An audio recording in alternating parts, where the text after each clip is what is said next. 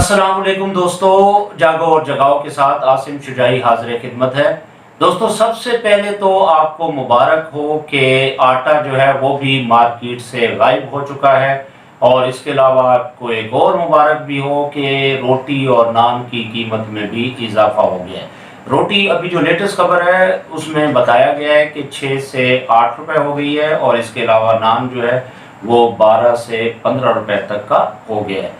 इसका मतलब है कि अब आप रोटी वगैरह खाना भी छोड़ दें, और बिल्कुल छोड़ दें। और आपको इसलिए भी मुबारक हो कि आपने, पता नहीं आपने ही इनको मुंतखब किया है या पता नहीं किसने मुंतखब किया है, कमाल के हुक्मरान आपने मुंतखब किए हैं माशाल्लाह। वो बहरानों को जो है वो बिल्कुल ही यानी रोक ही नहीं पा रहे, और बहरान दर बहरान जो है वो उनका सामना है, और ऐसी सूरत हाल में मुबारक ही दी जा सकती है। बहरहाल आपको मुबारक हो।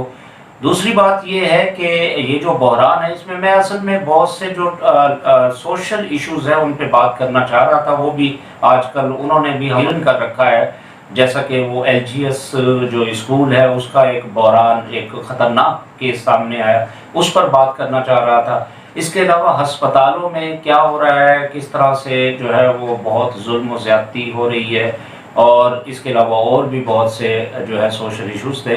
लेकिन हमारी जो सियासी जो सूरत हाल है वो इस कदर भयानक शक्ल इख्तियार करती जा रही है कि वहाँ से ही सरक जाने का मौका नहीं मिलता। एक से एक बहरान जो है उसकी लपेट में हमें ले लेता है, और फिर मजबूरन जो है हमें उस पर बात करना पड़ती है। तो बहरहाल कहने का मतलब ये है कि जनाब ये सूरत हाल है, और इसमें कुछ बातें मैं आपके साथ करना चाह रहा हूँ। सबसे पहली बात तो ये है, शेख रशीद साहब जो हैं वो दोबारा माशाल्लाह सेहतयाब होकर दोबारा इन हो गए हैं, और उन्होंने एक प्रेस कॉन्फ्रेंस भी कर डाली है, और फिर उन्होंने वही बातें दोहराई हैं जो वो करते रहते हैं, और कहते हैं कि शेख साहब जो बात फरमा रहे होते हैं वो असल में कहीं और की होती है। तो उनकी बातों से पता चलता है कि इस वक्त जो है वो यानी जो ताकतवर तबकात हैं वो क्या सोच रहे हैं। तो शेख साहब क्या फरमा रहे हैं आपने सुना होगा, मैं दोबारा आपको याद दहानी करा देता हूँ। अभी जो लेटेस्ट उनकी प्रेस कॉन्फ्रेंस हुई है उसमें वो फरमा रहे हैं कि इमरान खान को, PTI को, अपोजिशन से कोई ख़तरा नहीं है। पहली बात उन्होंने ये फरमाई है, और इस पर मैं पहले भी बात कर चुका हूँ कि ये बात जो है बहुत हद तक दुरुस्त है। वो सही फरमा रहे हैं कि अपोजिशन में इतना दमखम नहीं है। उसकी वजह यह है कि उन पर केसेस इतने भयानक है, लटकती तलवारें हैं, वो बेचारे उससे ही बाहर नहीं निकल पा रहे। उन्होंने आवाम का क्या सोचना है। तो अपोजिशन जो है वो अभी तक इस वजह से नाकाम है। हाँ, दूसरी बात, अब शेख साहब जो है शायद उन्होंने पैंतरा बदला है, और उन्हें भी समझ आ गई है कि मौजूदा हुकूमत जो है वो बहुत सी गफलतें बरत रही है, और बहुत से हिमाकतें हो रही हैं इनसे, और उन हिमाकतों का भी उन्होंने जिक्र फरमा दिया है। और वो कहते हैं कि जनाब इमरान खान को जो है वो अपने अंदर से ही खतरा है, और इसके अलावा वो कहते हैं कि वफाकी जो वज़रा हैं वो TV पर अपने गंदे कपड़े ना धोएं। तो ये बात भी दुरुस्त है, क्योंकि PTI के जो वज़रा हैं उनको मुझे नहीं पता नहीं समझ नहीं आ रही कि वो कहाँ की मखलूक हैं और किस तरह की बातें करते हैं। उनको करना क्या चाहिए था, कर क्या रहे हैं। TV पे आके भी वो अपनी बेहूदगी से जो है वो बिल्कुल बाज नहीं आते, और अजीबोगरीब किस्म की बातें फरमा रहे होते हैं। उन्हें ये ज़ेब नहीं देता। आप हुकूमत में हैं, हुकूमत वाले जो हैं वो अभी तक वो ऐसे लगता है कि जैसे कंटेनर पे चढ़े हुए हैं। और ये PTI का एक ये बड़ा अलमिया है कि वो कंटेनर से उतर नहीं रही। और इमरान खान साहब भी जो है वो नहीं उतर रहे थे, तो उनको भी किसी ने समझाया कि भाई अब उतर जाओ, अब आप 2 साल हो गए हैं, अब आपको डिफेंड करना कोई आसान नहीं है, तो काम करो, काम करके दिखाओ, और ये बढ़ के शट के मारना जो है वो बंद कर दें। तो इमरान खान को किसी ने समझाया, और दूसरा शेख रशीद साहब ने शटअप कॉल दी है वज़रा को कि भाई बंदे के पुत्र बन जाओ, ये क्या कर रहे हो। इस तरह की बातें, अजीबोगरीब किस्म की बातें आप आके टीवियों पर करते हो। अभी फैसल वावडा की भी बात सामने आई है, वो अजीबोगरीब किस्म की जो है अंदाज से, गाली गलौज के अंदाज से कहते हैं, और रिपोर्ट हो रही हैं बातें। तो भाई तनकीद सुनना, तनकीद हुकूमत में है तो तनकीद सुनने का भी मादा पैदा करें ना अपने अंदर। पहले तो आप बड़ी तनकीदें करते थे दूसरी हुकूमतों पर जब आप अपोजिशन में थे। अब अगर कोई आप पर तनकीद करता है तो उसका भी तो मादा पैदा करें ना। और अगर आप सही परफॉर्मेंस नहीं करेंगे तनकीद तो होगी ना। تو اس کو کسی صورت میں بھی جو ہے یہ رویہ حکومتوں کا نہیں ہوتا. حکومت والے آپ کے پاس پاور ہے, آپ کیوں جو ہے گالی گلوچ پہ اترے ہوئے؟ آپ پاور یوز کریں نا, ان پاورز کو جو آپ نے وعدے وعید کیے تھے لوگوں سے تو وہ کر کے دکھائے نا. آپ کو کس نے روکا ہے؟ آپ کو کیوں اپنا وقت ضائع کرتے ہیں, اپنی انرجی ضائع کرتے ہیں فضولیات میں؟ تو یہ بات تو شیخ رشید صاحب ٹھیک کہہ رہے ہیں, اور شیخ رشید صاحب اکثر ٹھیک باتیں ہی کرتے ہیں. کبھی کبھی ان سے کچھ عجیب سی باتیں بھی ہو جاتی ہیں. چلے بہرحال اللہ کرے وہ ٹھیک باتیں ہی کرتے رہے, ان کو سمجھا دیں. ہو سکتا ہے کیونکہ شیخ صاحب بھی جو ہے پی ٹی آئی کا حصہ بنے تھے تو ان کا فرض بنتا ہے کہ وہ ان کو سمجھاتے رہیں. بڑے سیزن قسم کے سیاستدان ہیں, بڑے پرانے سیاستدان ہیں, اور انہوں نے گرم سرد دیکھا ہوا ہے اور بہت سی چیزیں دیکھ رکھی ہیں.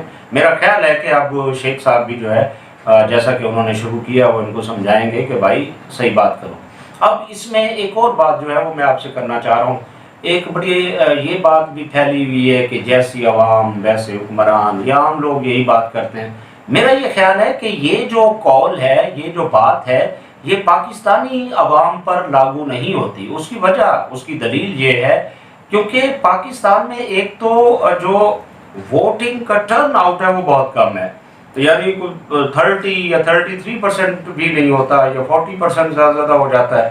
تو اس لیے لوگوں کی تو رائے نہیں ہوتی حکمران کو چننے میں, یہ کہیں اور سے ہی منتخب ہوتے ہیں, پتہ نہیں کہاں سے ہوتے ہیں, آپ مجھ سے زیادہ بہتر جانتے ہیں. تو اس لیے عوام کو مورد الزام ٹھہرانا کہ جیسی عوام ویسے حکمران, یہ بات اپنی جگہ درست ہے, یہ بالکل ٹھیک ہے. ہاں یہ وہاں اپلائی ہوتا ہے جہاں جو ہے ایک تو ٹوٹل ووٹ پہ ہی ڈیپینڈ ہو حکومت, اور دوسرا ٹرن آؤٹ بھی بہت زیادہ ہو, بہت سے لوگ جو ہیں وہ ووٹ کاسٹ کرتے ہوں. وہاں تو یہ بات چلو سچ ثابت ہو سکتی ہے, لیکن پاکستان کے لوگوں پر یہ سچ ثابت نہیں ہوتی. پاکستان کے لوگ تو بیچارے روٹی کو ترس گئے. ابھی روٹی کی قیمتیں دیکھیں کہاں پہنچ چکی ہیں. وہ تو لوگوں کی 50% سے اوپر لوگ جو ہیں وہ پاورٹی لائن سے نیچے ہیں, وہ تو بیچارے اپنی روزی روٹی کے چکر میں بھاگ رہے ہیں. تو ان کی تو ووٹ کی بھی کوئی اہمیت نہیں ہے یہاں پر. اور ہمارے جیسے جو ملک ہے وہاں پر ووٹوں چھوٹوں کی کوئی اہمیت نہیں ہوتی, کہیں اور سے ہی یہ طے ہوتے ہیں اور وہیں سے حکمران بنتے ہیں. پتہ نہیں کہاں سے یہ مخلوق آ جاتی ہے. اور یہاں پر ایک بات مجھے اور بھی ایک شکایت ہے, وہ میں کرنا چاہ رہا تھا کہ وہ جو پچھلے سلیکٹ ہوئے تھے وہ بھی سلیکٹڈ ہی تھے, یہ بھی سلیکٹڈ ہی ہیں. تو پچھلے جو سلیکٹ ہوئے تھے انہوں نے کوئی تجربہ کر لیا تھا, انہیں کام کرنے کا کوئی ڈھنگ آ گیا تھا, کچھ مارے اشارے کھا کے ان کو سمجھ آ گئی تھی. نئے لوگ لے کر آئے ہیں, ان کو بیچاروں کو ابھی سمجھ ہی نہیں آ رہی. تو کیا مطلب, اور غیر معمولی حالات میں یہ بات میری سمجھ سے باہر ہے. آپ ہی اس کا جواب دیجئے گا. آپ تمام دوستوں سے گزارش ہے کہ یہ سوال ہے کہ یہ جو نئے لوگ آئے ہیں ان کو اب تو ٹائم ہی نہیں ہے, اب تو کرونا کا ایج ہے, دنیا برباد ہوئی پڑی ہے, اور پاکستان تو ایک انتہائی غریب ملک ہے. یہاں کی تو معیشت پہلے ہی نہیں سنبھل رہی تھی, وہ کرونا کی وجہ سے کیسے سنبھلے گی؟ تو یہاں پر کیا نئے لوگ جو تھے ان کو موقع دینا کوئی بنتا تھا؟ آپ سے یہ سوال ہے, آپ اس کا جواب دیجئے گا. بہرحال یہ وہ باتیں ہیں, ہمیں کیونکہ ہمارا ملک ہے ہمیں سوچنا پڑتا ہے, ہم اس کا شکار ہو رہے ہیں, افیکٹ ہو رہے ہیں. اگر کوئی شکایت بھی کرتا ہے تو صاحب ظاہر ہے وہ مجبور ہے, میں بھی مجبور ہوں, اس لیے آپ سے باتیں کر رہا ہوں. ہم سے روٹی بھی چھینی جا رہی ہے, آٹا بھی چھینا جا رہا ہے, ہم سے چینی بھی چھینی جا رہی ہے, ہماری فصلیں نہیں ہیں, ہر چیز مہنگائی جو ہے وہ تھمنے کا نام ہی نہیں لے رہی. تو یہاں صورتحال میں تو شکایت تو بنتی ہے نا.